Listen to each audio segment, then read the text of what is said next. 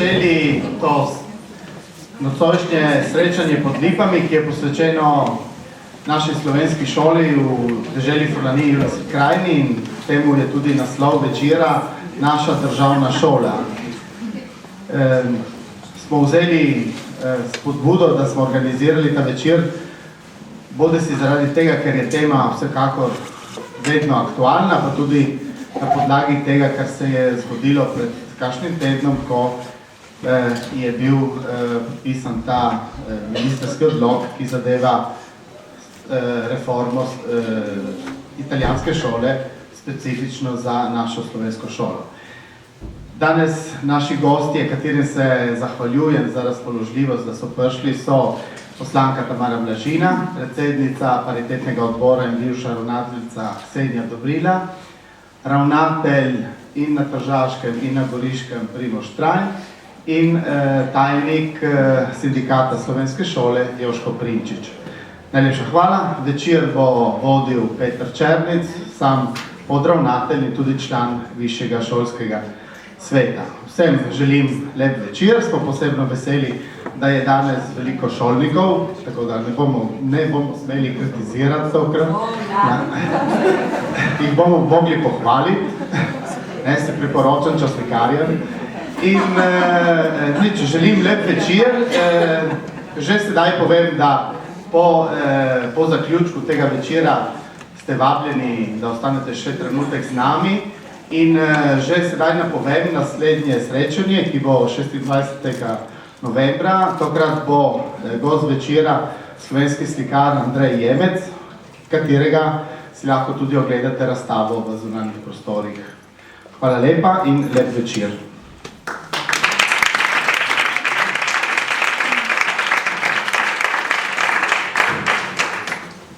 Torej, dober večer vsem tudi v mojem imenu. Tako, želja je, da bi bil ta večer en trenutek ene širše diskusije in nekje en trenutek, v katerem bi malce skupaj bolj na široko pogledali na stvarnost slovenske šole. Vtis, ki ga imamo večkrat, je tako v manjšini pač obravnavamo posamezne probleme, jih obravnavamo samo, ko so pereči, ko stopajo v ospredje. Večkrat pozabljamo na to, da manjšina je tudi na struktura, precej razvejana, ima svoje stebre, mislim, imamo svoj medijski prostor, imamo svoj upravni, politični prostor, imamo pač tudi eno svoje družbeno gospodarstvo, imamo svojo mrežo, organizirano mrežo prosvete, društev, in imamo tudi svojo šolo. Verjetno to so stebri naše narodne organiziranosti Slovencev v Italiji. Vsi dobro vemo, da ti stebri doživljajo hud udarce v zadnjih časih, tudi od tistih, ki lahko bi nam naklonjeni. Vemo, da tisk doživlja svoje udarce, vemo, da upravna avtonomija doživlja svoje udarce. Verjetno malo boljše je na področju šolstva, ampak tudi tukaj je kar nekaj zadev, ki bi jih veljalo razmisliti in skušati poiskati ene skupne smernice, kako voditi eno šolsko politiko v interesu celotne narodne skupnosti. Dejstvo je, da danes ne bo govora o konkretnih problemih, o poučevanju, ampak bo govora prav o sistemu, šolskem sistemu, ki je, bi rekel jaz, od leta 1997, odkar je nastopila zakonodaja o avtonomiji, nekje v eni stalni reformi. Reforma, ki se je začela takrat in potem se je nadgrajevala, je marsikaj spremenila v našem šolstvu in podobo, ki jo imamo mi v šolstvu, ko smo mi sami sedeli na oni strani v šolskih klopeh, verjetno nima veliko skupnega s tem, kar je danes. Šola se spreminja, ampak to spreminjanje poteka in mora potekati tako, da bo naprej ustrezalo potrebam, ki jih imamo. Jaz bi samo nekaj stvari postavil v spredje, ne? Ker ko se govori o šolstvu, večkrat ni jasno, sploh o čem govorimo. Dam samo nekaj podatkov, da bo publiki tudi malo zadeva bolj jasna. Če vzamemo samo Goriško, ko govorimo o slovenskem šolstvu v Italiji, govorimo o 1710 dijakih. Če vzamemo deželo Furlanijo-Ilirsko krajino, govorimo skoraj o 4500 dijakih. Govorimo o 500 tih profesorskih in učiteljskih mestih. Tem je treba dodati približno še 150, verjetno kaj več, kaj manj, tajnikov, pomožnega osebja in tako dalje. Torej, gre za en velik segment naše družbe, ki je med drugim zakonsko priznan, je del italijanskega šolskega sistema, nima tiste avtonomije, ki bi si jo mi želeli, ampak mora funkcionirati kot sistem. Tako, današnji večer bom poskus, da bi malo o teh zadevah skušali malo skupaj razmisliti in razumeti, kaj je tisto, kar je v tem trenutku najbolj pomembno za naš nadaljnji razvoj. Mislim, gostov ne bom še enkrat predstavljal, vsi so izvedeni na tem področju. Zato bi kar začel s prvim vprašanjem, ki bi ga namenil. Torej, srečanje bo potekalo tako, da bom jaz sem si zamislil 3 serije vprašanj, ki bi jih zastavil vsakemu izmed gostov. Prvi sklop bi bil tako, skušal dati pregled tega, kar se je dejansko spremenilo v zadnjih 15 letih, od avtonomije dalje, recimo. Drugi sklop bi bil posvečen problematiki odloka oziroma problematiki zakona Dobra šola in posledičnem ministrskem odloku. In tretji pa posvečen malo temu, kar so trenutna, pereča, aktualna vprašanja. Tako. Da ne bom predolg, bi kar prvo vprašanje zastavil Kseni Dobrila. Sem se tudi malo pripravil. Mislim, predno ste postali predsednica paritetnega odbora, ste vrsto let vodila Slovenske šole na Tržaškem. Kar pomeni, da šolstvo poznate zelo dobro tudi od znotraj, poznate mehanizme, poznamo vaše boje tudi v odnosu do deželnega šolskega urada, da bi pridobili in izboljšali pogoje delovanja slovenskih šol. Potem vemo, da slovite pod zelo vztrajni v zagovarjanju zahtev slovenske šole. Tako, moje vprašanje je to, kako vi ocenjujete spremembe, ki so se od uvajanja avtonomije šol uresničile do danes. Kaj smo mi od leta 1997 do danes pridobili, kaj smo izgubili, tako prav iz enega tehničnega in tudi izkustvenega zornega kota. Tukaj ne mislim samo na problem racionalizacije šolske mreže, ampak tudi na druge pomožne dejavnike, ki smo jih nekje imeli še v takoj po avtonomiji, ki so počasi hirali. Tako, jaz bi rad od vas eno oceno.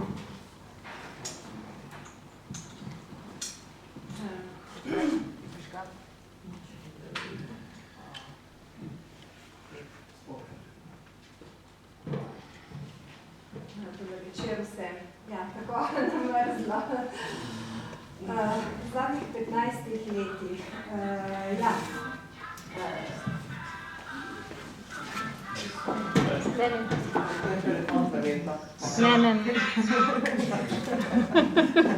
Ne, še ostaviti gor. Jaz to ostaviti bobne gor. Ne, to je to. Tako, jaz bi rekla to, kar mi pride najprej na misel, kar bi izpostavila, je ta pozitivna plat. V zadnjih 10 letih to, kar je najbolj vidno in kjer je nas lahko navdaja z optimizmom, je porast porast števila otrok v slovenskih šolah. Ko sem nastopila službo kot ravnateljica, smo beležili eno boleče desetletje stalnega padanja. Spomnim se, kako smo šteli te otroke v šolah, v razredih, kako smo zapirali nekatere vrste, nekatere razrede, nekatere osnovne šole prav zaradi podhranjenosti v naših vrstah. Potem se je začel ta razcvet zaradi družbenih in političnih in geopolitičnih premikov, ki jih ne bi zdaj tukaj analizirala. Jaz mislim, da to je tista najbolj pozitivna nota, ki nas mora navdajati z optimizmom in tudi z željo, da proučimo in si dobro zamislimo vse strategije vključevanja vseh segmentov te šolske populacije. Tako da jih usmerimo, da gradimo v njih tudi to slovensko bito, slovensko pripadnost. To jaz mislim, da moramo kot stroka razmisliti, kako biti temu kos. Mislim, da so prav psihološke, pedagoške, didaktične strategije, ki pridejo tukaj v pomoč stroki, ki bi morali jih razviti. Potem to, kar bi rekla tudi pozitivnega, je to, da se je stroka tudi razvila, kajti s tem, da se je uzakonila visokošolska izobrazba za vzgojiteljice, učitelje, pedagoška specializacija za profesorje. Jaz mislim, da dolgoročno to se bo in se že pozna v kakovosti dela. To pri nas še toliko bolj, kajti mi smo kot Slovenci bolj fleksibilni, lahko izbiramo med dvema kulturnima prostoroma, lahko se izobražujemo delno v Italiji, delno v Sloveniji, dopolnjujemo našo stroko. Mislim, da to nas lahko navdaja z optimizmom. Potem smo del tega sistema, ki je podvržen stalnim spremembam in stresom in tako naprej, to šolniki dobro poznajo. In tukaj smo pa malo, kako bi rekla, tisti segment, ki je zelo občutljiv na vse te spremembe, ker merila niso prilagojena našim potrebam. In tukaj stalno moramo biti na oporiščih in na vsakem koraku, tudi najbolj samoumevnem, opozarjati na našo specifiko. To je tako zelo nasplošno to, kar bi rekla. Če je bila prej šola dolga, bi rekla, desetletja, zelo rutinirana, to se z vedbo avtonomije ne dogaja več. In zato je tista, kako bi rekla, je stalno prepih, stalno se vrtimo in stalno nekaj delamo, stalno nekaj iščemo in s tem si delimo usodo šolnikov in šol v vsedržavnem okviru in še posebej se moramo stalno prizadevati, da pride naša specifika do izraza. To je tako nasplošno povzetek. Povečale so se zahteve družbe v odnosu do šole, ampak šoli verjetno niso bili dani vsi inštrumenti, da bi lahko tem zahtevam bila kos. Ne samo slovenski šole, ampak nasplošno. Nasplošno, zdaj, kot sem rekla, glede na našo specifiko je toliko bolj, če pomislimo, da je zadnje recimo zakoni predvidevajo, da gredo šole v informatizacijo in da praktično učiteljski in profesorski zbori ne bi več izbirali gradiva v papirnati obliki, ampak samo tako v elektronski. Dajmo pomisliti, kako je v tem položaju slovenska šola, kjer ima že itak malo tržišče v Sloveniji, zdaj v našem zamestvu smo tukaj še toliko bolj izpostavljeni na tem specifičnem področju, recimo. Da ne govorimo o programih, recimo za vse tehnološke pripomočke, ki so sedaj v uporabi v šolah, softverja prilagojenega našim potrebam ni. Ostaja Slovenija, ampak so velike težave zaradi posameznih licenc, da se to pripelje sem. Mislim, na vsakem koraku se spotaknemo ob tehnične težave in ovire vseh sort. Hvala lepa. Bi šel kar na drugo vprašanje, tokrat pa najmlajšemu slovenskemu ravnatelju, ki ga imamo za mestu. In sicer govora je bilo o strukturnih težavah, verjetno strukturnih težav je kar precej. Katere so po vaše 3 odličnosti danes kot danes slovenske šole, katere pa so tiste operativne težave, ki jih kot ravnatelj v vsakodnevnem poslovanju morate prerasti? Ja, mislim, da je. Pozdravljeni. Prisotni ste, jaz mislim, da danes se pogovarjamo tukaj v šoli predvsem zaradi najnovejših sprememb, ki pač na zakonodajnem področju. In marsikatera težava, kot je bilo že povedano, izhaja prav zaradi tega, ker se začenja počasi razhajati naša šolska stvarnost od tega, kar so zakonska predvidevanja. Je že res, da naj bi reforme težile k izboljšanju nekega stanja, samo vemo, da v kriznih časih so lahko logike tudi zelo, zelo različne. Jaz mislim, da v zadnjih 3 šolskih reformah smo videli ravno ta poskus združitve nezdružljivega in sicer izboljšanje kakovosti na eni strani in manjšanje stroškov na drugi. Jaz osebno mislim, da tako zelo daleč ne bomo prišli, zato ker če Italija ne bo začela investirati v šolstvo, marsikaterega inštrumenta za izboljšanje kakovosti, kot se prej omenil, ne bomo imeli. Vprašanje, ki sem ga postavljam vsakodnevno, ko razmišljamo o svojem delu. In sem prišel do zaključka, sicer je to moje osebno mnenje in ga absolutno ne vsiljujem, ampak jaz mislim, da se mi zelo pogosto na eni strani ukvarjamo z problemi in na drugi strani vidimo v našem delu potencial ravno v tistih točkah, ki definirajo našo šolo. V bistvu naša šola je na eni strani vpeta v vsedržavni sistem in od tod tudi izhajajo nekatere težave, po drugi strani ima čisto neke svoje specifike. In te naše specifike so od trenutka do trenutka lahko velika priložnost in lahko zelo velika težava. Jaz bom naštel samo 3, so tiste, ki po moje so najbolj pomembne, najbolj pomenljive, najbolj nazorne lahko, niso pa edine. Prva je prav gotovo jezik, ker imamo kot slovenska šola v Italiji veliko prednost, ker pač nudimo svojim dijakom bistveno večje priložnosti na področju pač iskanja neke bodoče zaposlitve, na področju nadaljevanja študija, tudi v neposredni bližini domačega kraja.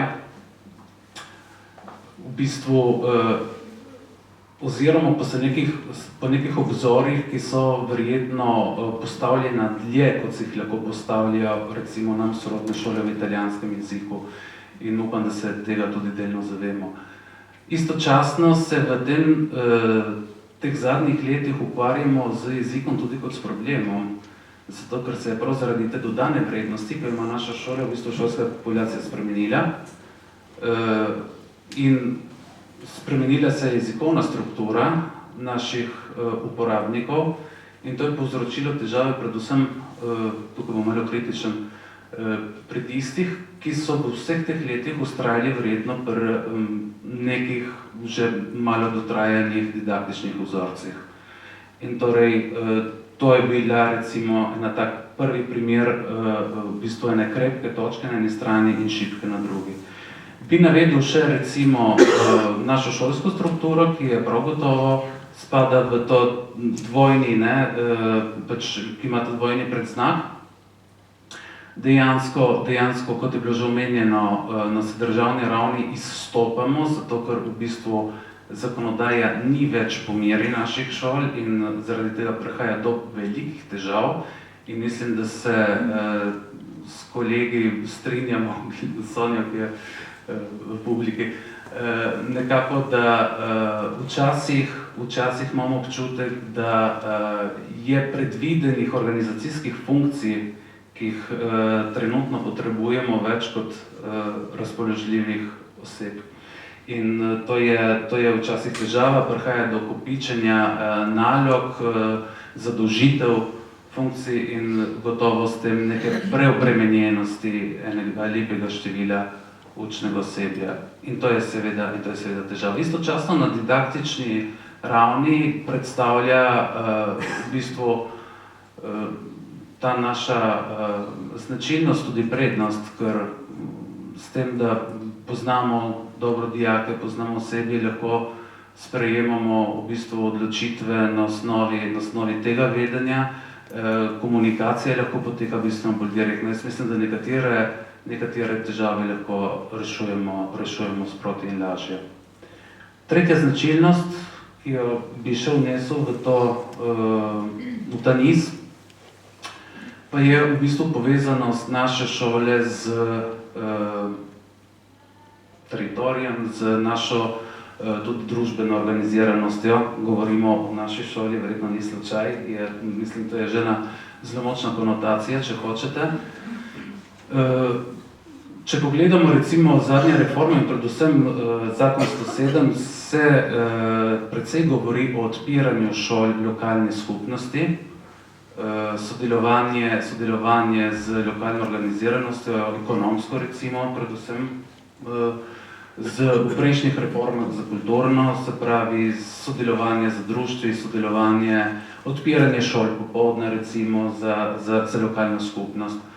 V tem v bistvu mi smo izjema, ker nam ni bilo treba čakati zakonska besedila, ker je to zelo dobro v bistvu delovalo in je bila ta povezanost vedno zelo prisotna in močna. In to mislim, da je velika prednost, ki jo imamo in v bistvu se lahko z drugimi organizacijami, ki funkcionirajo v bližini šol, vzajemno bogatimo. Istočasno šolniki občutimo breme tega našega poslanstva, ki ni več samo poklic, ampak je tudi poslanstvo.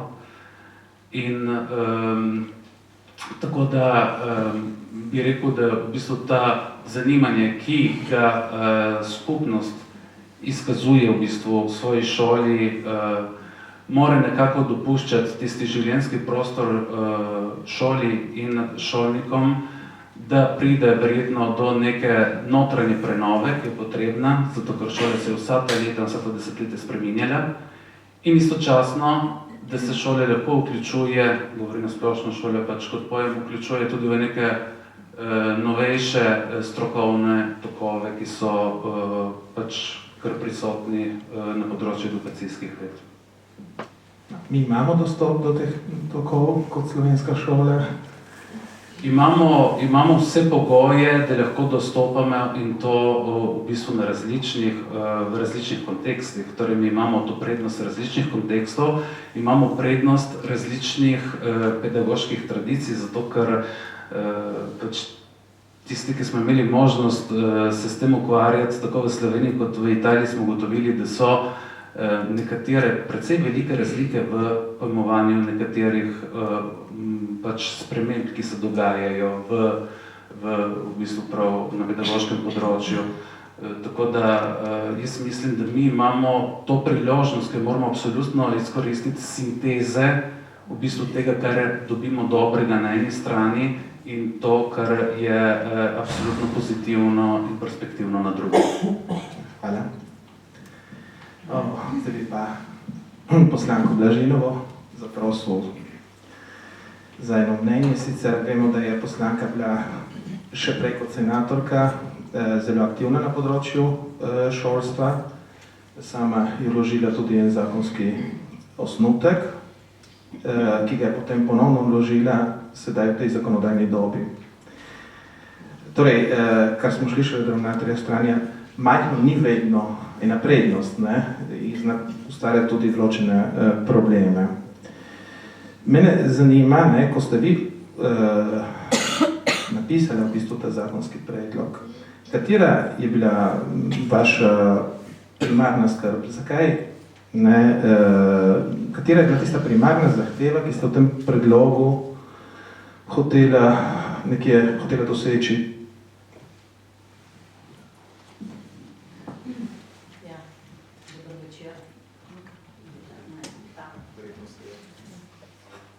Dober večer.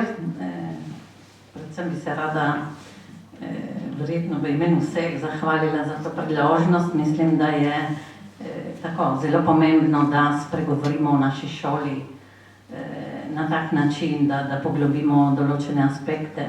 Verjetno bi rabili taka srečanja za različna področja naše manjšinske organiziranosti. Kar zadeva zakonski osnutek, naj povem, da je bilo besedilo, ki sem ga vložila v Senatu, sad kolektivnega dela, predvsem stroke.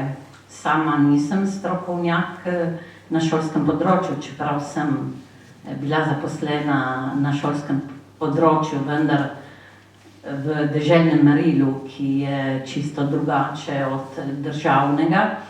In takoj ob začetku mojega mandata je bila izražena ta želja, da bi na nek način skušali strniti v en zakon vse potrebe, ki so se v teh letih nakopičile, predvsem izhajajoč iz dejstva, da je zaščitni zakon iz leta 2001, da se je od takrat marsikaj spremenilo, kot je bilo že danes povedano, smo bili žal v teh letih priča neštetim reformam. Jaz mislim, in verjetno se bodo vsi, ki delajo v šoli, strinjali, da so šolske reforme na nek način bi morale biti odraz ne ene politične opcije, ampak odraz enih potreb, ki jih ima takrat družba. Drugače se zgodi, da je potrebno vsakič, ko se spremeni politična večina, se potem tudi spremenijo reforme in to ustvarja veliko nelagodje, veliko negotovosti, kar se je odražalo v italijanskem šolskem sistemu. In prav zaradi tega, zaradi vseh teh neštetih reform, se je tudi znotraj našega šolskega sistema nekje izrazila ta potreba, da pride do neke celovite reforme, do zakona, ki bi obravnaval posamezne aspekte. Zato v tem zakonskem osnutku ni nekega sporočila, recimo, ampak je predlog zadeva različne aspekte. Mogoče, če je eno sporočilo, je ravno skrb za gojenje slovenskega jezika. Kot smo že danes zvečer slišali, je to vprašanje jezika, predvsem kot posledica spremenjene šolske populacije, ostaja eden izmed poglavitnih problemov, saj je poslanstvo naše šole tudi in predvsem to, da gojimo slovenski jezik, kar je v danih razmerah težje, kot je bilo v preteklosti.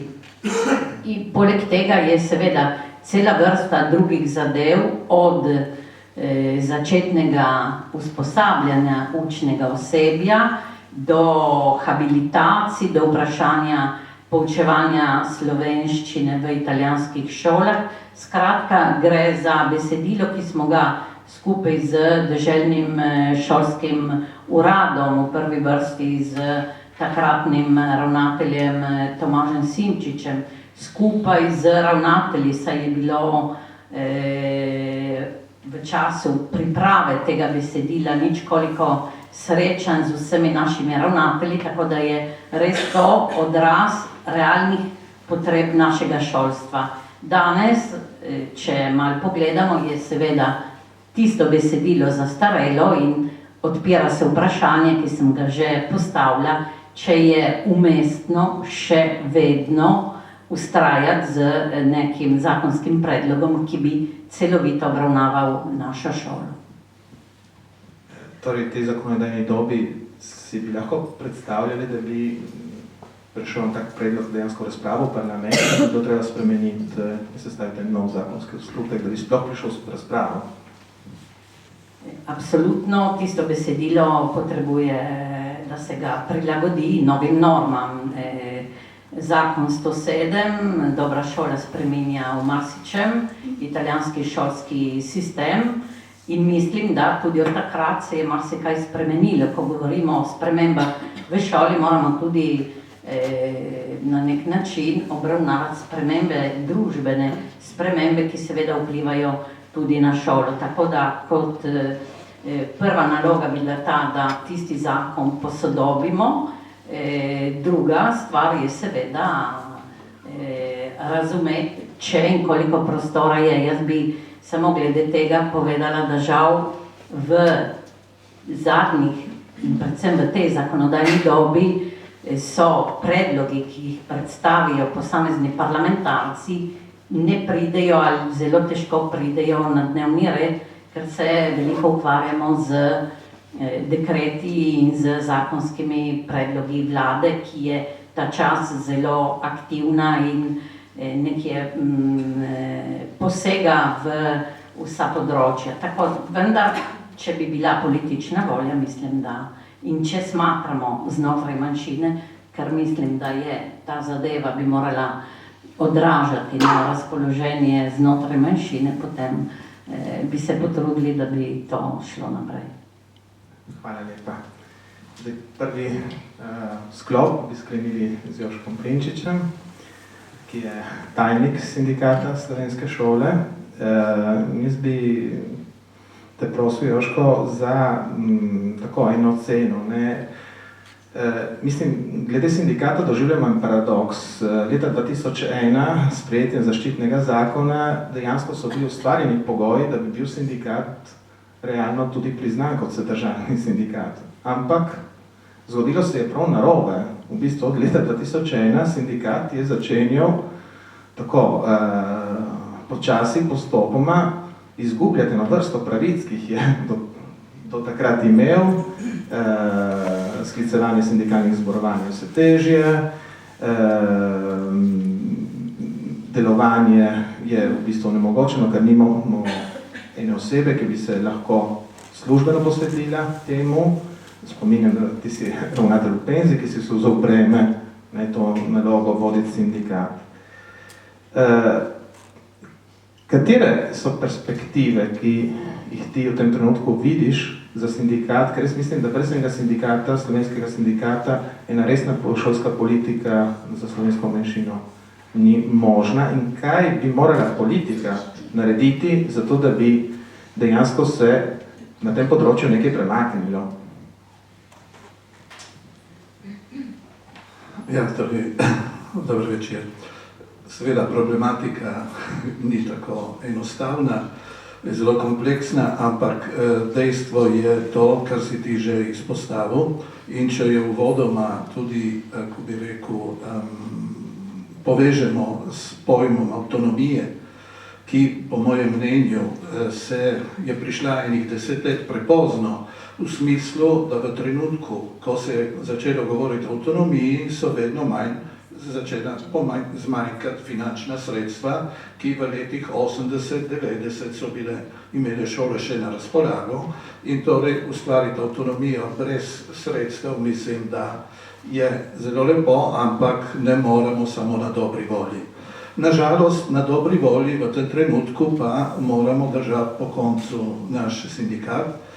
Kot si Peter povedal, recimo v Trstu, dokjer so Tržačani imeli možnost, da je bila ena oseba oproščena pouka in je sledila sindikatu, je bil sindikat, mislim, zelo uspešen, deloven, zelo, kako bi rekel, prisoten in tako naprej. V Gorici tega nismo nikoli imeli, nismo bili deležni in je bil vedno na prostovoljnem, kako bi rekel, delu.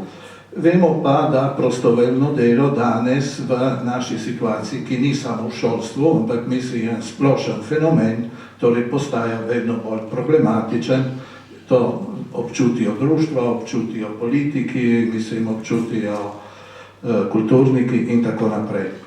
Kar se tiče sindikata, mi sicer deželno smo priznani, smo navedeni v zaščitnem zakonu. Tudi v interpelaciji, ki je bila meseca oktobra lani, je podtajnica rekla, saj sindikat je zaščiten, saj lahko se udeležuje sej. Res, mi se udeležujemo sej na deželnem skrbništvu, ampak nimamo podpisa, torej mi nismo tisti, ki lahko potem rečemo ne ali ja, podpišemo ene pogodbe. To pomeni, da je tako, po mojem mnenju, nekaj bolj vljudnostnega to, da nas pokličejo vedno na sestanke. Imamo naša sindikalna, torej naše predstavnike v teh enotnih sindikalnih predstavništvih, na podlagi katerih se dodeljuje na državni ravni potem osebje, ki je oproščeno pouka in lahko dela za sindikat. Če tudi mi imamo, saj govorim, poznam dobro Gorico, smo dobro zastopani, ampak ne tako, če mi upoštevamo celotno pokrajino, seveda mi nimamo zadostnega, ker mi nastopamo na 4 zavodih. V Gorici je pa 24 zavodov. To je drugi primer. Tako da mislim, da nekje jaz nimam rešitve v tem momentu, ampak samo, ker se je že večkrat govorilo na raznih forumih, čeprav nikoli, ko bi rekel, temeljito, ampak vemo, da s tem, da smo deželno priznani, ampak dežela nima kompetenc v šolstvu, torej ta naše priznanje je tako lahko na dobra točka, odskočna, ampak ni nekaj konkretnega. Mislim, da bi morali samo zakonsko na kakšen način to, da se prizna to vlogo, kajti dajmo se zavedati, da vsaj po mojem mnenju sindikat je tisti, ki zaenkrat stalno sledi tem problematikam, če tudi jih ne rešuje, opozarja v meri, ki pač jo zmore, in ena šola slovenska, ki ne bo imela svojega sindikata, mislim, da bo bolj revna. Opazil sem, da italijanski sindikati ne da ne skrbijo za našo šolo, ampak njihova prednost, ko bi rekel, glavna skrb je ta, da dobijo člane, da potem s temi člani uveljavijo tudi lastne, ko bi rekel, pravice, in ko kaj ostane, potem gre tudi za Slovence. Ne mora reči, da ni enega zanimanja, ampak prva skrb, mislim, nismo mi glavna skrb, medtem ko edini ena ustanova slovenska, ki je lahko sindikalna, ki združuje pač ljudi ne glede na politično prepričanost in ki ne skrbi toliko za individualne potrebe, ampak prav za potrebe celotnega šolstva, ki zagotavljajo potem in zadostijo potem vsem, ko bi rekel, željam in potrebam posameznikov. Torej, za naprej, ne vem, delali bomo na tem, mislim, da lahko tukaj bi lahko tudi Slovenija kaj pripomogla. Torej, rešitev ne bi bil zakon, imamo že en predlog. Prav, jaz bi zaključil ta prvi niz vprašanj, bi šel na drugi, ki je sicer vezan na dobro šolo. Dobra šola v bistvu je ta velik načrt, ki ga je Rencijeva vlada izpeljala v prejšnjem letu dejansko in ga potem konkretizirala s odobritvijo zakona julija letos poleti. V bistvu gre za eno reformo, ki ni ena prava reforma. V prvi vrsti je en velik poskus reševanja problema zaposlitve šolskega osebja, ki ga je italijanska država dolgo leta zavlačevala, kar je pomenilo, da so se ustvarjene situacije, ki niso bile v skladu z evropskimi normami. Torej, potrebno je bilo stabilizirati šolsko osebje in to je eden izmed vidikov dobre šole. Ampak dobra šola potem ima še eno celo serijo drugih pomembnih vidikov, gotovo pospešuje to izmenjavo med svetom dela in šolo, torej uvaja tudi z eno določeno odločnostjo eno zahtevo pa ni drugačni organizaciji šolskega dela, čeprav ni še jasno tudi tukaj, kako bo vse zadeva stekla. Gotovo tudi uveljavlja, sicer s tem, da pelje naprej na politike, ki so bile že prisotne, tudi prej, merjenje storitev, ki jih vsaka šola pač nudi, in torej proces evalvacije posameznih šol. Torej gre, mislim, za eno zadevo, ki je zakonodajno tudi precej kompleksna.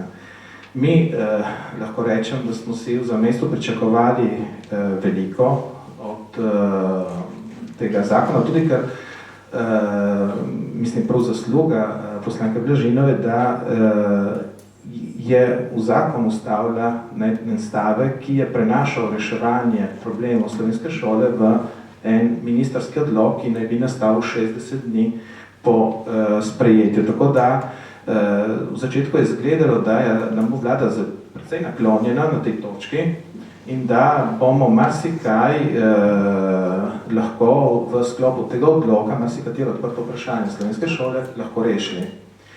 Sedaj jaz bi tako zastavil prav eno začetno vprašanje, kako vi ocenjujete vsebino tega ministrskega odloka, neki njen zakonski akt, je podzakonski akt, in če lahko tudi razkrijete malo to zgodbo, kaj se je zgodilo s tem dekretom, kdo ga je spremenil, ker v bistvu zgleda, da ste bili dve besedili in da potem je prevladalo ne tisto besedilo, ki se je tukaj pri nas pripravljalo, ampak nekaj drugega. Ja, jaz bi najprej povedala to, dobra šola oziroma zakon 107 je poskus, da se, jaz bi rekla, po številnih letih ponovno investira v šolstvo. Sicer ne z ne vem kakšnimi sredstvi, vendar že zaposlitev, stalna zaposlitev za tako visoko število učnega osebja po vseh rezih, ki so bili za časa Džegminjeve, je vsekakor pozitiven aspekt. Poleg tega tudi finančni resursi, ki so bili dani za določene aspekte, začenši recimo z šolskimi gradnjami. Tako da mislim, da je en, kako bi rekla, začetek nekega drugačnega odnosa vlade do šolskega sektorja, ki, kot je pravilno rekel ravnatelj strani, potrebuje absolutno, mislim, drugačne investicije, saj je Italija še vedno na repu lestvice med ostalimi evropskimi državami. Kar zadeva dekret za slovenske šole, mislim, v besedilo zakona je bil vključen ta moj amandma skupaj z nekaterimi drugimi amandmaji, na katere bi tudi opozorila, ki zadevajo osebje, ki zadevajo pristojnosti deželnega šolskega urada, ki zadevajo glasbeni pouk in tako dalje. Mislim, da amandmaje, ki smo jih predstavili, so bili vsi sprejeti. To je po mojem mnenju vsekakor pozitiven aspekt. Če k temu dodam še dejstvo, da tudi k dekretu 104, številka 104, so bili sprejeti nekateri popravki, predvsem kar zadeva natečaje za ravnatelje po eni strani, po drugi strani obvezujoče mnenje Slovenske komisije pri Deželnem šolskem uradu za slovenske šole, ko gre za šolsko mrežo, mislim, da če gledamo globalno, nekaj korakov naprej v teh 2 letih na področju šolstva je bilo narejenih. Pri dekretu smo verjetno, tako smo startali zelo navdušeno, tudi pri pisanju dekreta, glede na smernice, ki smo jih dobili na ministrstvu samem, pri funkcionarjih odgovornih za posamezni sektor. Ne smemo pozabiti, da ministrstvo za šolstvo je nek organizem neverjeten, ki se deli na sektorje, podsektorje, tako da je tudi včasih težko dobiti osebo, ki je odgovorna za posamezen odsek. In na podlagi tistih smernic smo se skupaj lotili tega dela pisanja dekretov. od vsega začetka je bilo jasno, da dekret ne more posegati na področja, ki jih dobra šola ne vsebuje, kar pomeni, da recimo že vprašanje organika v deželnem šolskem uradu je bilo nekaj, kar so nam črtali takoj od vsega začetka, ker dekret je samo obravnaval tiste argumente, ki jih je vsebovala dobra šola. Kljub temu smo skušali čim več zadev vključiti noter, od digitalizacije do vprašanja evalvacije. Mislim tudi zadev, ki niso nastale zaradi dobre šole, ampak ki so bile prisotne v našem šolskem sistemu že dalj časa. Evalvacijo ni sprožila dobra šola. Invalsi imamo že veliko let nazaj. Digitalizacija oziroma prvi korak digitalizacije je bilo vpisovanje online, kot se reče, za dijake šol. Tudi to je stara zadeva. Skratka, jaz mislim, da tudi znotraj našega šolskega sistema se je v teh letih nakopičilo kar nekaj vprašanj, na katera tudi sama manjšina in naše šolske strukture niso vedno odgovarjale, tako da, ko smo dobili to možnost, smo vsi verjetno tako delali utvaro, da bi lahko s tem upravnim aktom, ker gre za upravni akt, saj ministrski odlok ne gre niti za mnenje v parlamentarne komisije, smo mislili, da bomo rešili vse to, kar v teh letih se je nakopičilo. Žal ni bilo tako, po eni strani zaradi tega, ker določeni argumenti ne sodijo niti v ministrski odlok, po drugi strani vse to, kar bi pomenilo nek dodaten strošek, je bilo nesprejemljivo, ker ministrski dekret nima posebnega kritja. Tako da določene zadeve, za katere so nam funkcionarji vsekakor garantirali, da bodo šle skozi, so potem pri pregledu in zaključni analizi besedila, ki ga opravi kabinet ministra, ufficio gabinetov, ministra, v tisti fazi so določene zadeve črtali, na podlagi pojasnil, ki smo jih potem dobili v razgovorih, so nam za nekatere aspekte zagotovili, da bodo vključeni v naknadne akte. Dam na primer, en primer zadeva natečaj za učno osebje. Kot vemo, bo razpisan v začetku decembra natečaj za učno osebje. V tistem razpisu naj bi bil poseben člen za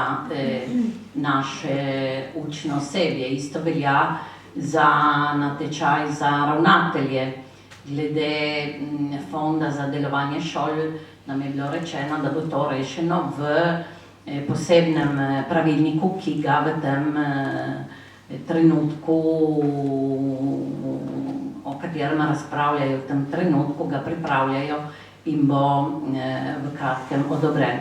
Seveda, nekateri odgovori so po mojem mnenju nesprejemljivi.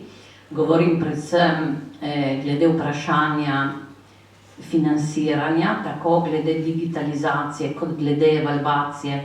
Mislim, da morajo sredstva, ki so predvidena v dobri šoli za celoten italijanski šolski sistem, biti namenjena tudi slovenskim šolam, saj so naši dijaki pač italijanski državljani, njihovi starši so italijanski davkoplačevalci in torej tudi raba slovenščine, tako za evalvacijo kot za digitalizacijo, je eden od pravic, ki se jim ne moremo odrekati in za katere je pravilno, da poskrbi italijanska šola. Drugo vprašanje je odnos našega deželnega šolskega urada napram deželnega šolskega ravnateljstva. Mislim, da gre tukaj za staro vprašanje, tudi to ni novo. Mi v zaščitnem zakonu, kot vemo, piše, da imamo poseben deželni urad, verjetno ta formulacija ne zagotavlja našemu deželnemu šolskemu uradu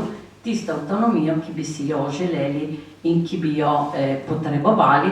Toliko je res, da ravnatelj našega urada nima istega staža, kot ga imajo deželni ravnatelji. In torej, na primer, ne more podpisovati določenih aktov.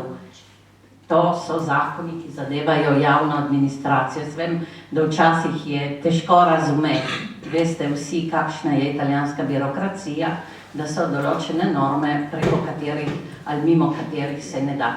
Tako da, meni se zdi, da so nekatere točke vsekakor pozitivne. Če bi tega ne imeli, recimo, ne bi imeli tistega amandmaja, bi bili obubožani.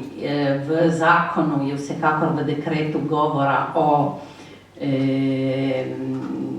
potenciranju stikov z Republiko Slovenijo. Mislim, da je to ena izmed zelo pomembnih zadev za našo šolo. Predvideno je imenovanje inšpektorja. Slovenske šole nimajo inšpektorja že veliko let. Za ravnatelje je predviden poseben razpis, kot je predviden poseben razpis za učno osebje. Skratka, cela vrsta pozitivnih elementov, vsekakor ni zadovoljiv, glede na to, da nekatere zadeve so izostale. Meni se zdi, da bo potrebno v nadaljevanju si prizadevati za to, da prvič bo potrebno, da tudi deželni šolski urad odblizu sledi dogajanju na ministrstvu in da sproti spremlja to, kar se dogaja. Recimo, jutri bomo v komisiji odobrili nove natečajne razrede. Važno je, da smo tudi tam posegli za to, da je prišlo do določenih sprememb glede na to, kar je ministrstvo naredilo. Tako da je potrebna stalna skrb, stalna pozornost. Dobra šola pomeni celo vrsto nadaljnih ukrepov, izvršilnih norm, izvršilnih dekretov in verjetno je lahko past v vsakem izmed teh, kar pomeni, da vsi skupaj, sindikat slovenske šole, deželni šolski urad, politika, civilna družba in tako dalje, da bomo morali spremljati udejanjanje dobre šole za to, da bomo čim več iztržili. Hvala lepa. Sindikat slovenske šole je bil pa do dekreta precej kritičen. Joško, bi ti kaj izpostavil? Ja, ne bom zelo kratko, ker naše stališče smo že dali v javnost in povedali bi samo, ko bi rekel, bili smo razočarani, ne? Če tudi, ko bi rekel, koliko nekaj pozitivnih ukrepov je, ampak tudi, kar je bilo dosti stvari predlaganih, so bile izničene. Poudaril bi predvsem to, kar je že gospa Blažina tudi poudarila, da nekje dodatno hromi in če ne že odzema kakršnokoli avtonomijo slovenskemu deželnemu šolskemu uradu. Mi kot slovenska šola imamo veliko pričakovanja od tega. Imamo enega ravnatelja, ki po mojem mnenju je pravno sposoben, torej, in imamo končno, torej, ko bi rekel, tam na deželi naše funkcionarje.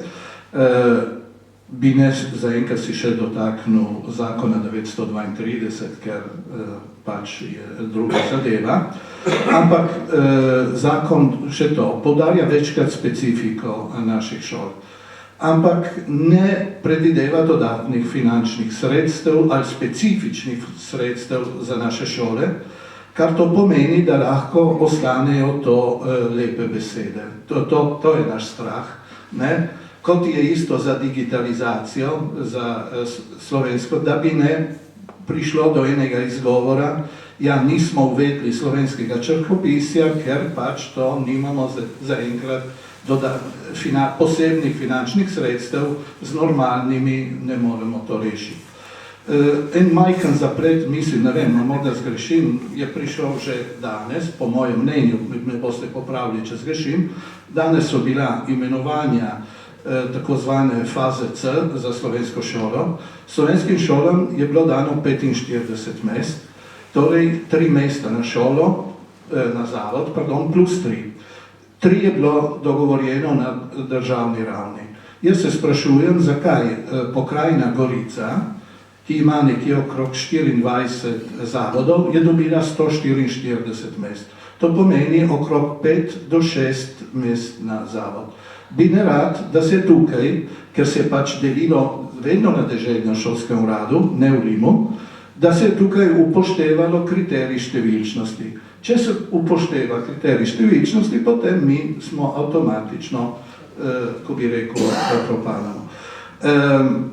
Seveda, kar potem druga zadeva, kar nas je zelo to, da je bilo potem, ko bi rekel, izvzeto ta procedura za priznavanje in pridobivanje raznih diplom. To za nas, za našo šolo, s tem, da imamo Slovenijo zraven, to je velik, ko bi rekel, velik problem in ga je treba nujno rešiti. Mislim, da te stvari moramo reševati na deželni ravni. Zakaj morajo reševati stvari v Rimu, ko naš urad je državni in medtem, ko recimo za iste stvari poveri v Bocnu in deželni, vemo, da urad deželni v Bocnu upravlja, ko bi rekel, šolstvo. Ampak ravno po isti logiki, če je deželni urad v Bocnu rešuje te probleme, zakaj bi nas državni urad v Trstu ne reševal te probleme in jih mora reševati Rim. To je, ne vem, ena moja razmišljanja, ena logika. Dobro, torej, hoče reči, kot je rekla Tamara, torej bomo morali, bodi si sindikat, bodi si šolniki, biti zelo pazljivi, da vsaj tisto, kar je zaenkrat navedeno, da se izvaja, in z druge strani upamo tudi, da bo, kot je bilo obljubljeno, določene se stvari prišle in se popravilo, kar je bilo črtano iz prvotnega osnutka. Ja, jaz mislim, da naslednje vprašanje je predsednici paritetnega odbora. Vi ste večkrat izjavili, da tako zasnovan sistem slovenskega šolstva, ki v bistvu ne daje avtonomije, je precej vprašljiv. Tudi izhajajoč iz zakona 38, v katerim se govori o posebnem uradu, vi ste večkrat javno tolmačili, da tukaj gre za eno posebnost tega urada, ki bi jo morala država vrednotiti. Sedaj logika, po kateri so se zgodile zadnje spremembe, so malo čudne. Živimo v enem obdobju, ko država skuša prevzeti pristojnosti na vseh koncih in krajih, ampak za slovenski urad v bistvu si je zamislila eno logiko, v kateri naš deželni šolski skrbnik je podrejen, ni deželni vodja slovenskega šolskega urada, je podrejen deželnemu šolskemu skrbniku. Torej, v bistvu mi, čeprav bi imeli nekje eno pravico, tudi ker smo bili ustanovljeni s strani Rima direktno, zgubljamo to kompetenco in odločitve za nas se ne jemljajo več v Rimu, čeprav tolmačim jaz dekret, ampak marsikatera odločitev bo za nas sprejel deželni šolski urad. Zdaj sprašujem, kako ste vi v paritetnem odboru to zadevo obravnavali? Obstaja po vaše kakšna možna marža spremembe, prav glede pojma valorizacije, avtonomije slovenskega urada, da bo jasno, vsi, mislim, ko se piše v AO100, se piše, deželnemu šolstvu, mislim, zakon je izdan za celo državo, plus za deželo AO100 in Trento in Bocen, torej se piše obem, medtem ko v Trst ne pride nič. Ja, moram reči, da ni to od zdaj, da je to vedno tako bilo. Mislim, da smo si nadejali, da z ustanovitvijo tega posebnega urada, ker tako mu nesrečno pravijo v zakonu ufficio speciale, ne, da bi pojasnili, kje je ta posebnost. Smo si nadejali, da bo to eno tako jedro, ki bo imelo svojo avtonomijo, ampak to smo si nadejali, nikjer ni to zakonsko jasno opredeljeno. In ta urad je bil že prej in nadaljuje, čeprav ima zdaj to upravno jedro povsem nameščeno, je še naprej, kako bi rekla, hierarhično podrejeno deželnemu šolskemu ravnatelju. Kot paritetni odbor specifično s tem členom neposredno nima veliko pristojnosti, ker zakon, kjer pač paritetni odbor ima pristojnost, jasno pove, v zvezi s tem se bo izjasnil paritetni odbor. Ne? Recimo 14. členom, ki obravnava pokojni IRE, tam daje ene pristojnosti paritetnega odboru. Ta člen, ki ustanavlja specifično ta posebni urad, nima. Zdaj ne, da se paritetni lahko potegne ven ali se dvigne roke, ker kot moje stališče je, da na splošno sledi izvajanju zaščitnega zakona in splošnemu stanju v manjšini. Ne. Mislim, da bi morali vsi tisti, ki se ukvarjamo tako ali drugače šolo, razmisliti, katere so možne poti, da bi se ta urad napolnilo z eno upravno avtonomijo, da bi se mu dalo to usmeritev. Ne vem, jaz sama pri sebi sem razmišljala, da morda bi se lahko šlo, ampak nisem tehnik, nisem politik, ne vem, to je en predlog, da bi se zaprosilo za pravno tolmačenje te specialnosti, te posebnosti in se jo pri tem napolnilo z vsebinami. Ne vem, če je to mogoče. Drug problem je ta, da zdaj se bom dotaknila 932 zakona Belčiš-Krk, to upravno jedro, ki ima profesionalce na strokovnjake na najvišje ravni, ne? Imamo pravnike, imamo prevajalce, administrativce, torej stroka je polno zastopana, odmanjka pa to pedagoško-didaktično jedro. In tukaj pride tudi paritetni do izraza, kajti v zadnjih letih je prišlo do izraza vloga v sklopu šolstva, primarna vloga, ki jo ima evalvacija. Evalvacija je sedaj eden od tistih markantnih področij na šolstvu, preko katerih bo do šole pridobivale finančna sredstva in na osnovi pridobljenih kreditov bodo lahko tudi tako ali drugače posegala konkurirala za projektne dejavnosti znotraj vsedržavnega okvira, lahko pa tudi v evropskem merilu. Zdaj, če ne bodo evalvacijska pravila po meri naših šol, bomo tukaj spet prikrajšani. In čem je pride noter to pedagoško jedro, ki so nam ga ukinili, ne, teh 9 figur. Jaz ga vidim kot opora temu upravnemu osebju, kot nadomestilo deželnemu raziskovalnemu inštitutu EXIRE, ki je postal vsedržavni centralni INDIRE, ki ga obravnava 14. člen. Zdaj, zelo preprosto je reči, ja, to je preseženo, vam ne damo strokovnjakov, ki delajo na okviru pedagoškega raziskovanja, ker 14. člen je na mrtvem tiru, ker ni več deželnega raziskovalnega inštituta. Ni deželnega raziskovalnega inštituta, ni tega pedagoškega jedra po 932 in valsi, kot smo videli, v zadnjem odloku pravi, pač bomo sklepali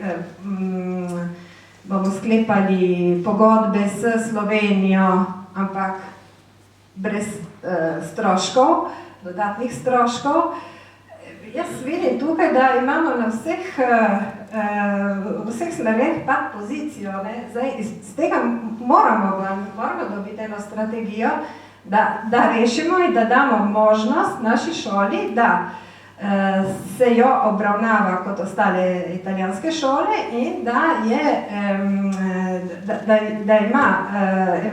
je podvržena evaluacijskim procesom, tako kot je pač potreba, kot posebnost, kot je posebni segment v vsešolskem mozaiku.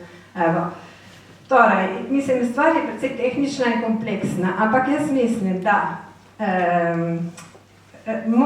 moramo skušati dopovedati ministrstvu, da pač 932 ni presežen, ker ni zakonskih osnov, da moramo imeti na krajevni ravni nadomestilo za IRE, ki je sedaj centralni in vire, ampak ker ne moremo operirati v Rimu, bomo tukaj na krajevni ravni v sodelovanju s Slovenijo in moramo črpati sredstva, kot je povedala tudi poslanka Blaženova, iz splošnega financiranja, ki ga ima Zavod Invalsi. Mislim, da je v tem logika. In jaz mislim, da kar se tiče, če se povrnem prav prvemu vprašanju, avtonomija. Če bi uspeli dobiti eno avtentično tolmačenje in ga napolniti z vsebinami, mislim, da bi tudi ministrstvu bilo lažje, da bi imeli enega suverenega sogovornika v tem uradu pri vsakem vprašanju, ki se sproti poraja, bi imeli nekoga, istočnico, kontakt, do katerega se morajo po zakonu obrniti in ga vsakikrat vprašati, ko se obravnava neko specifično vprašanje, ki ga je treba prilagoditi naši stvarnosti. Hvala lepa. Torej, v bistvu, pot bi bila dobiti avtonomijo in potencirati avtonomijo. Ker drugače si kompliciramo življenje mi sami, ampak tudi ministrstvo si komplicira življenje, ker to je... Ja, se je v zakon... Prav, zadnje vprašanje tega sklopa, vidim, da smo danes že dolgi in verjetno zelo tehnični, upam, da se publika ne preveč dolgo časi. Zadnje vprašanje tega sklopa, prav glede dobre šole, pa je namenjeno ravnatelju Straniju, ki je vezano na to izmenjavo šola-delo. Torej, vi vodite v poklicni šoli, kjer mislim, da tehnični, pardon, ker so se spremenile 2 leti od tega, kjer pa obstaja in je bila že utečena ena precej dobra mreža izmenjave med šolo in med konceptom šole in delom, torej ta vidik, ki ga je potem reforma zakonila, nekje je že deloval.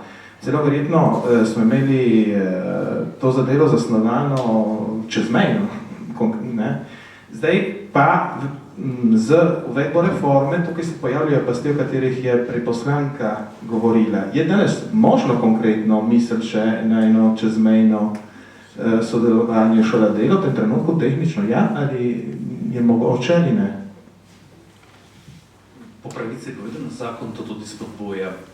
Sicer spodbuja z besedami, ostaja še vedno zelo velika normativna luknja v zvezi s tem, kako organizirati v bistvu tak tip dejavnosti preko meje, zato ker imamo pravka z različnimi normativnimi sistemi, glede prava dela, glede varnosti, glede v bistvu strukture šolskega sistema. Podjetja so čez mejo v bistvu navajena na drugačne oblike delovnih stažev.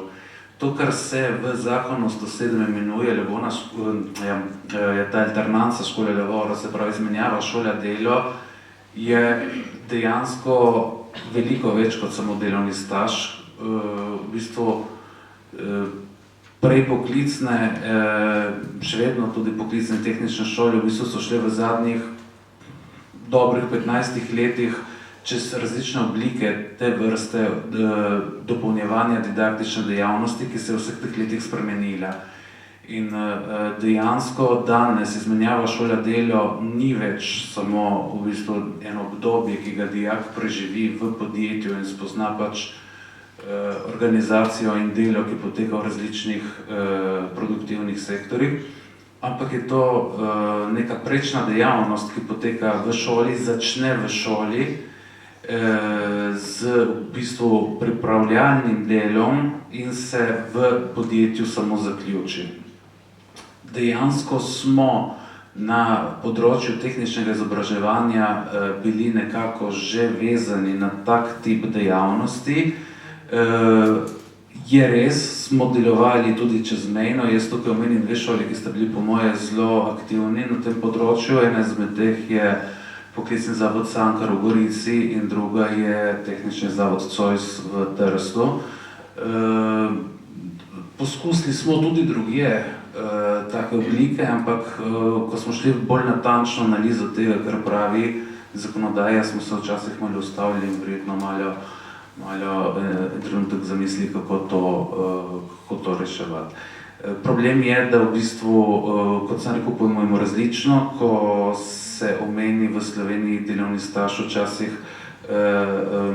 nas sprašujejo, je to študentsko delo. Študentsko delo je nekaj čisto drugega, kar je uzakonjeno in pač mora biti tudi plačano, medtem ko tukaj gremo za neke drugačne didaktične oblike. Novost, ki ga uvaja pa zakon 107, je dejansko v bistvu razširitev tega didaktičnega modela, po mojem zelo uspešnega didaktičnega modela, tudi na liceje. In mislim, da je to tista velika sprememba, ki bo po moje omogočila vsem vrstam višjih srednjih šol, da začnejo verjetno drugače razmišljati o recimo didaktičnem delu. In nekako ta tip dejavnosti v bistvu predpostavlja, da se ne sprašujemo samo več, kaj naučimo dijake, ampak tudi, kaj bodo znali dijaki za tem znanjem konkretno napraviti. In v bistvu to je ena taka paradigmatična sprememba v pedagoškem, didaktičnem delu, ki se kaže na več področjih, od načrtovanja do preverjanja in tako naprej. Jaz mislim, da to je potem samo realizacija tega koncepta na neki višji stopni, kot je lahko višja srednja šola. Najlepša hvala. Zaključimo se drugi sklop. Za tretji pa bi bili zelo telegrafski, da bi potem pustili nekaj debate, prostor za debate. Tako da bi prav zelo na kratko prosil za res telegrafske odgovore, flash odgovore. In sicer bi začel kar z ravnateljem Stranjem, ki zdaj je že drugo leto zapored, ki vodi dve šoli. Ne? Eno v Gorici in eno v Trstu, med drugim. Je to ena zadeva, ki dolgoročno lahko gre naprej, lahko čakamo, da se bo kaj spremenilo. V kratkem bo treba čakati več časa, da se bo delo ravnateljev malo normaliziralo, ker ni problem samo ravnatelji, so tudi tajniki. Kako je ta zadeva? To je bila napovedana katastrofa, bi rekel, ko je bil speljan zadnji natečaj za ravnatelje, je v bistvu bilo število tistih, ki so na koncu izdelali manjše od tega, kar je bila potreba šol v deželi. In torej se je začelo dejansko naslednje šolsko leto že z v bistvu primanjkljajem. Ta zadeva se je logično v letih in z upokojitvijo kolegov se je ta problem enostavno samo povečeval in se povečuje z leta v leto. Upravljanje dveh šol je zahtevno in v bistvu včasih precej izčrpa človeka. Ne toliko zaradi tega, ker se podvojijo, pač nekatere dele se enostavno podvojijo, sestanki, pač naloge in tako naprej.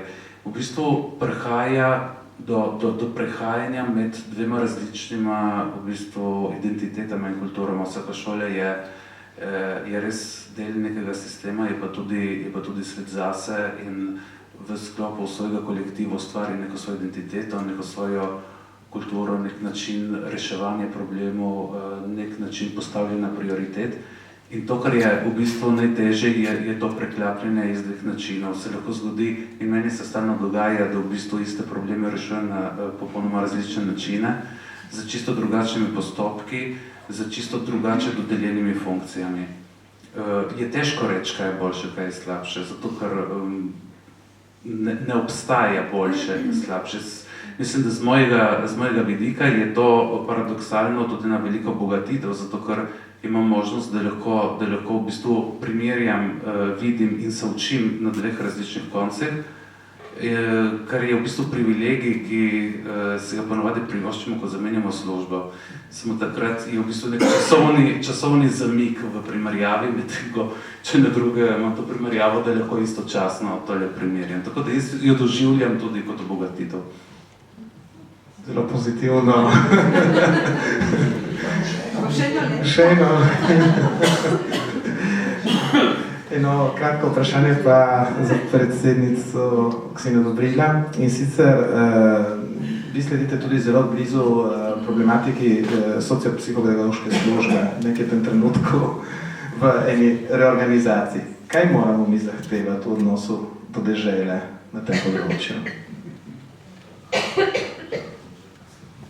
Ja, mislim, da čisto enostavno, da se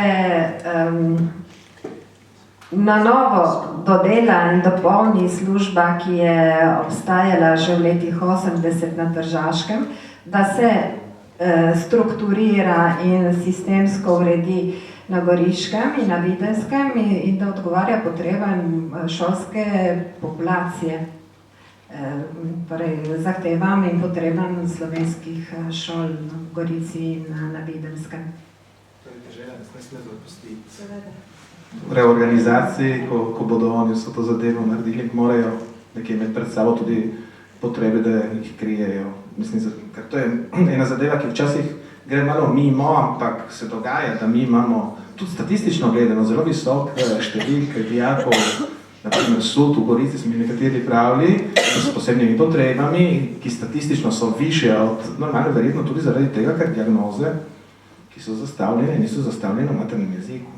To mislim, to je ena zadeva, v kateri moramo res biti tako budni in razmišljati.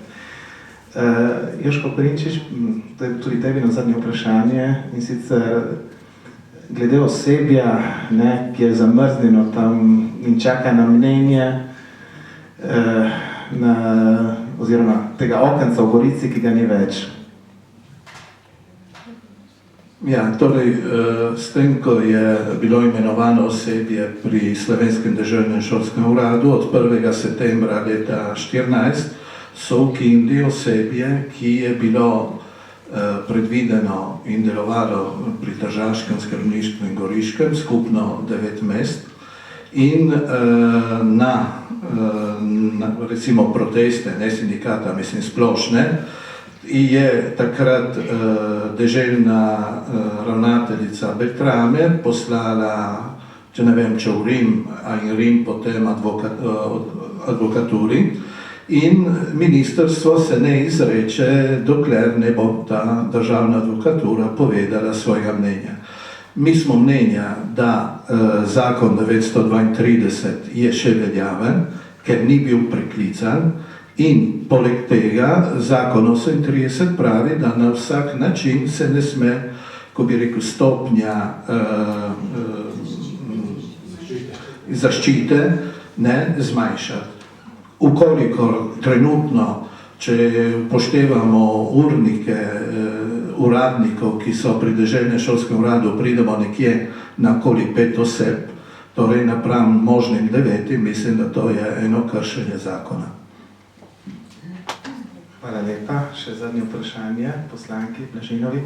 In sicer eno politično oceno, koliko je vlada dejansko pripravljena se lotiti in slediti malo bolj od blizu vprašanju slovenskega šolstva v enem fazi, v katerem se dogaja vse na tem svetu in verjetno problemi so čisto, pozornost je čisto drugje, predvsem v vladnih krogih, in če lahko odigra kako vlogo pri tem Republika Slovenija, da bi določenih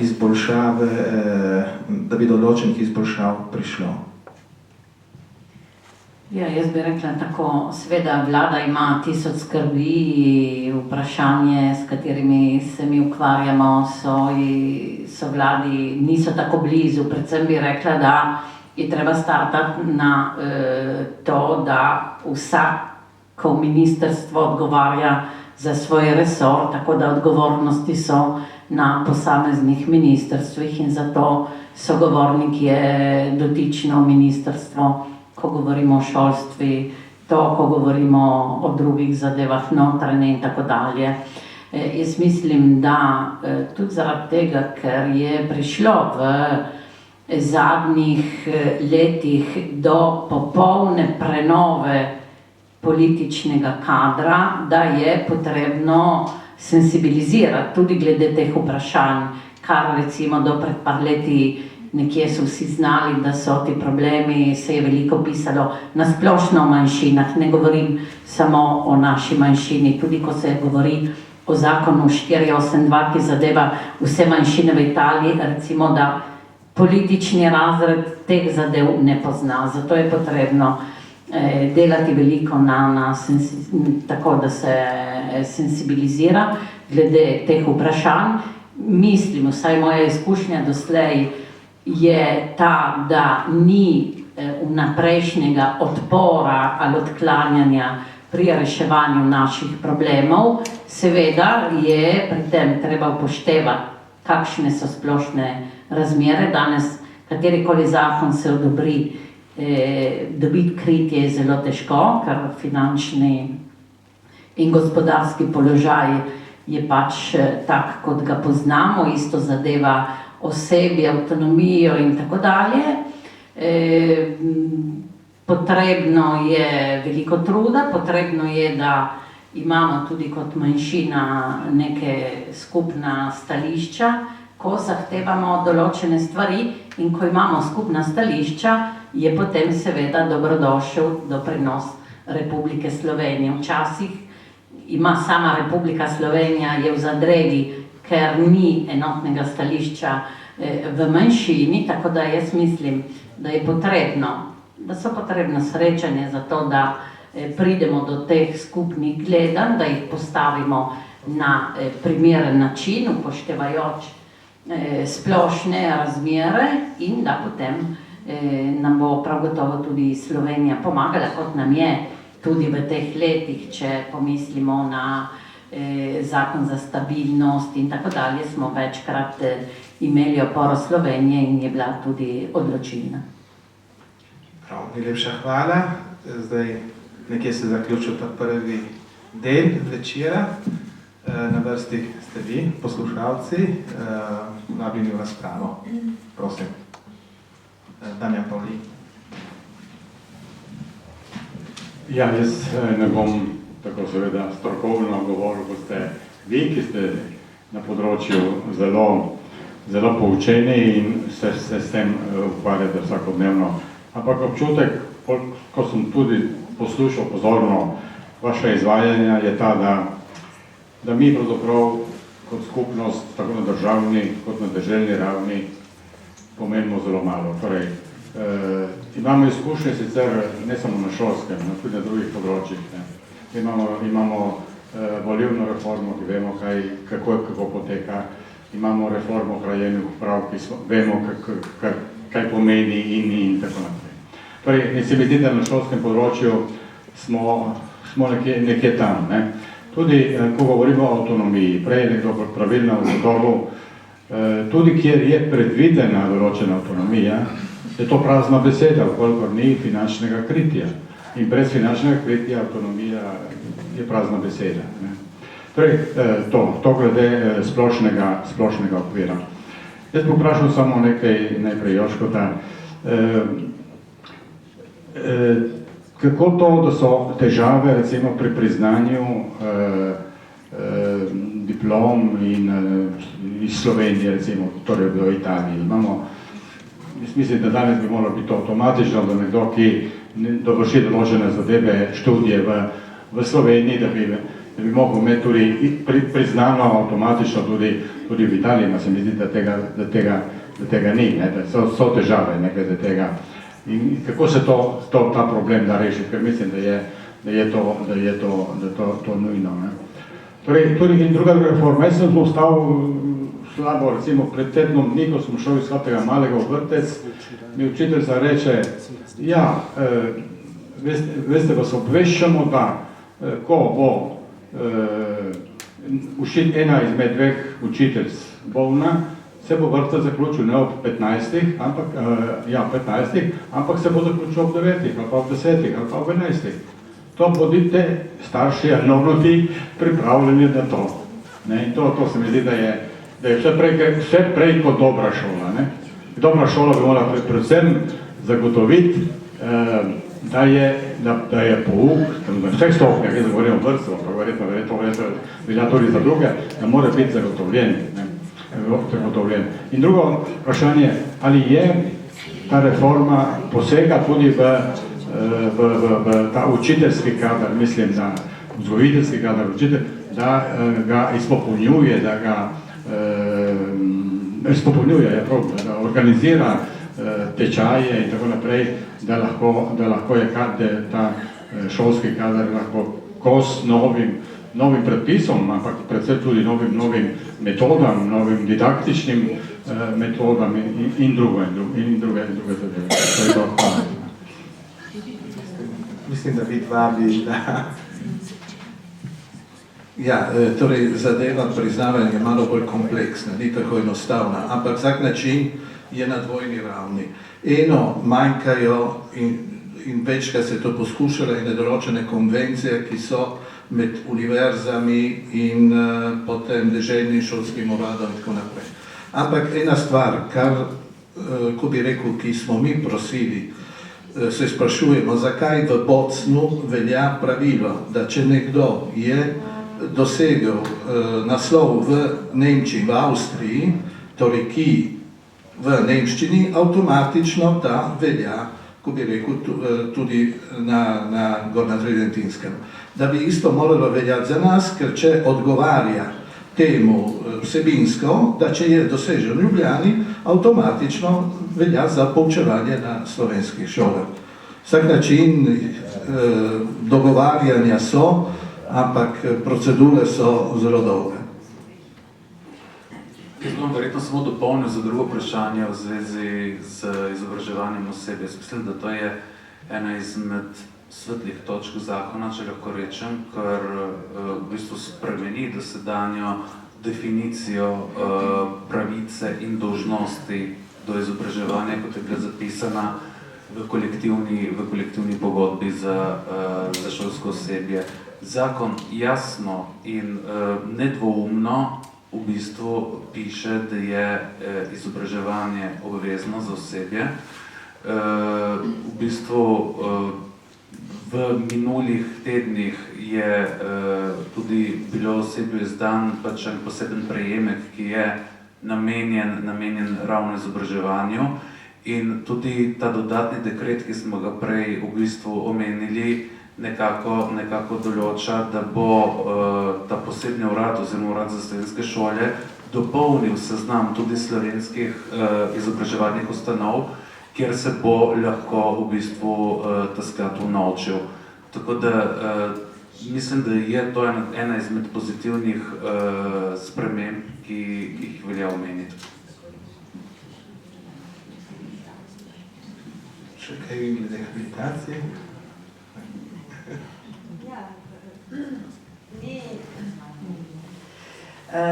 Ni vse avtomatično, tako kot pravi Joško, so še zapreke, ki bi jih meddržavni sporazum verjetno zgladil in rešil zanje, ki ga imamo iz leta 1995.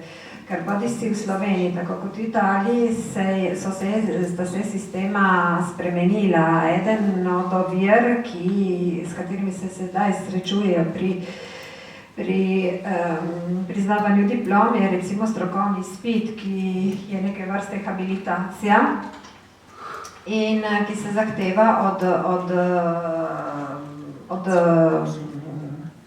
študentov, ki zaključijo pač visokošolski študij v Sloveniji. To se pravi, da morajo opraviti staž, obvezni staž 9 mesecev na eni od šol in potem na ministrstvu opraviti izpit iz celotne slovenske zakonodaje. Evo, tega v preteklosti ni bilo in se vprašujemo, če je to smiselno, ne? Mogoče bi se dalo dobiti kakšne druge avtomatizme, ki bi bile bolj koristne za naše šolnike, ki bodo potem poučevali na šolah v zamejstvu. Evo. To so take spet tehnične ovire, s katerimi se morala stroka z te strani nostra meje dogovoriti in potem obe državi to rešiti z dogovorom. To je eno vprašanje, s katerim smo tudi se pogovarjali na slovenskem konzulatu. Drugo vprašanje? Hvala lepa. Bolj kot vprašanje, bi samo nekaj povedal. Najprej bi se zahvalil organizatorjem in udeležencem okrogle oziroma pravokotne mize za tako večplastno poseganje v ta argument, ki dejansko je izpopolnilo neko sliko, ki jo redko kdaj imamo. Tako da bo zanimivo tudi, vidim, da je snemano, verjetno bo na YouTubeu, tako da postaje majhen dokument o tem, kaj je sedanji trenutek na področju šolstva. Glede šolske avtonomije oziroma avtonomije naše dežele na področju šolstva in posledično tudi glede naših šol, jaz mislim, da problem je vsaj na dveh nivojih. Prvič so nekatere pasti, ki so se zapisali hote v zaščitnem zakonu, kot je bilo povedano, imamo nek poseben urad, ki dejansko pa ni avtonomen. Pa tudi glede razvoja slovenskega šolstva je zapisano, da lahko razvijemo marsikaj, ampak brez dodatnih stroškov za državni proračun, za šolski proračun. Kar pomeni, da lahko pobereš vse češnje, ki so na drevesu, ne smeš pa plezati po drevesu in tudi lestve ne smeš postaviti. Tako da potem pa dej kar jest in se ne jest. Drugi problem je v samem pojmovanju deželne avtonomije. Omenjeno je bilo, da v Avstriji, Trentu in Bocnu je različno, ampak je različno zato, ker je v tankajšnjih deželnih statutih avtonomije zapisano jasno, da med področji, ki so avtonomno upravljene, je tudi šolstvo, kar se ne dogaja za deželo Foranije-Julijsko krajino, ki itak je že med 3 avtonomnimi deželami najmanj avtonomna od vseh 3. Eden teh manjših delov avtonomije je tudi področje šolstva. Konkretno, ko bi imeli avtonomijo na področju šolstva, kot jo imamo na področju zdravstva ali pa upravljanju z javnimi upravami, sistem javnih uprav, občin, pokrajin in tako dalje, bi verjetno te stvari tudi lahko reševali. Tako da jaz se bojim, da določene vprašanja, določeni problemi, ki so bili danes izpostavljeni, se ne rešijo, gotovo ne med ministrskim dekretom. Jaz mislim, da tudi nek redni zakon jih ne mora rešiti, če nad tem ni nekega ustavnega zakona, ker deželni statut avtonomiji ima status ustavnega zakona, če to ni predvideno. In pravzaprav, za razliko od preteklosti, ko to vprašanje ni bilo občuteno od desne do leve, so se postavljali dvomi, če je res primerno, da avtonomna dežela upravlja tudi šolstvom. Danes jaz kar vidim tudi med kolegi, med političnimi silami, ni več nobenega dvoma. Od avtonomistov pa do skrajnih levih in skrajnih desnih, tudi v deželnem svetu, so si vsi edini, da je pravzaprav eden prvih argumentov, prvih prioritet v nadgradnje deželnega statuta, in to se bo dogajalo, ker nas tudi reforma javnih uprav, oziroma sama ustavna reforma sili k temu, da revidiramo tudi naš statut, da eno od teh področij, ki moramo prisvojiti kot samoumevno v naši upravi, je tudi področje šolstva, prav na pozitivni izkušnji Trenta, Bocna in doline Aoste. Tako da jaz mislim, da srednjeročno se bo to reševalo, ampak žal zdaj že z ustavnim zakonom, se pravi z novim statutom. Drugo pa, in s tem tudi zaključim, vprašanje jezika v slovenskih šolah. Jaz bi rad znova poudaril to, kar je povedala pravzaprav Ksenija Dobrila v začetku, ko je izpostavila, da ni samo stvar jezika, ampak poslanstvo šole, kar o poslanstvu moramo govoriti, je tudi v tem, da vzgaja tudi k narodni pripadnosti. Jaz pravim vedno, da šola ni tečaj slovenskega jezika, ni jezikovni tečaj, drugače bi lahko slovenska šola se rešila kot neka dodatno izobraževanje slovenščine v italijanskih. Slovenska šola je nastala zaradi nekaj drugega, je bila vedno nekaj drugega od samega zakona Benčić-Krk. Kot taka se je razvila, jaz dam samo en oseben primer, jaz izhajam iz mešanega zakona, nekateri veste. Oče je umrl zelo mlad, se pravi, da doma smo govorili in govorimo še vedno z mamo in med brati in sestrami v italijanščini. Jaz sem začel obiskovati slovenski vrtec v Malkinjah, ko nisem vedel skoraj za besedo slovenščine, sem se pogovarjal v italijanščini. Sem pa dobil tako okolje, kjer sem bil edini, ki se je pogovarjal v italijanščini, edini, ki ni obvladal slovenščine.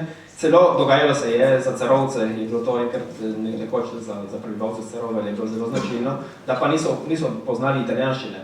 Je bilo kot v nekaterih dolinah še vedno na Južnem Tirolskem, kjer govorijo zelo slabo ali pa tudi ne govorijo italijansko. Tako se je dogajalo pri nas. Danes je ta slika, danes imamo otroke v vrtcu in v osnovnih šolah, se je ta slika diametralno spremenila. V Nabrežini, ne v centru mesta, v centru Trsta, v Nabrežini je večina otrok, ki govori italijansko, tudi v vrtcu, tudi v šoli.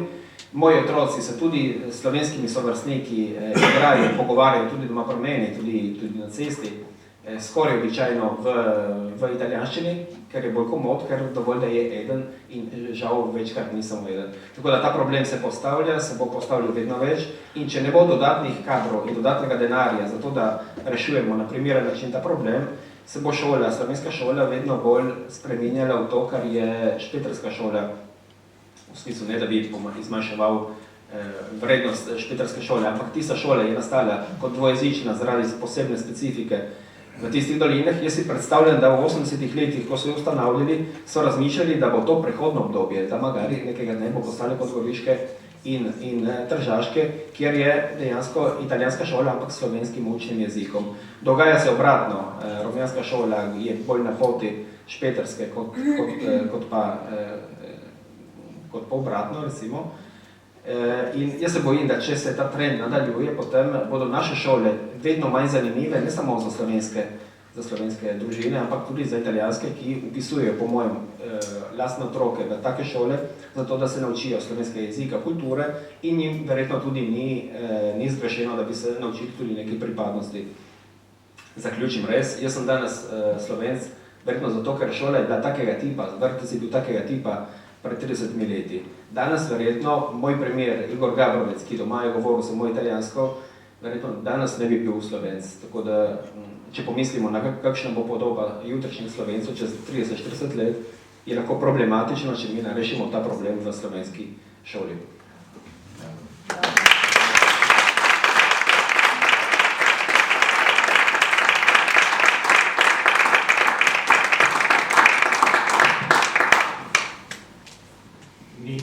Posegov. Prav, če ni drugih posegov, jaz bi se vsem zahvalil, ura je že pozna. Zahvalil bi se vsem sogovornikom tukaj za mizo. Mislim, da istočnici je bilo dano kar precej.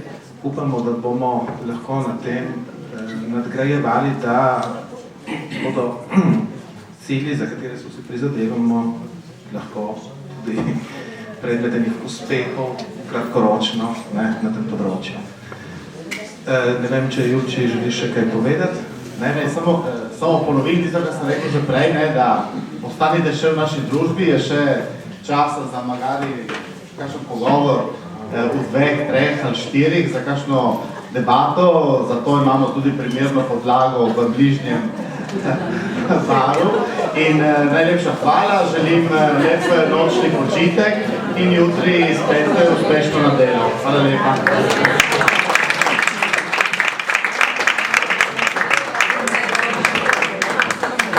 Thank you. Hvala.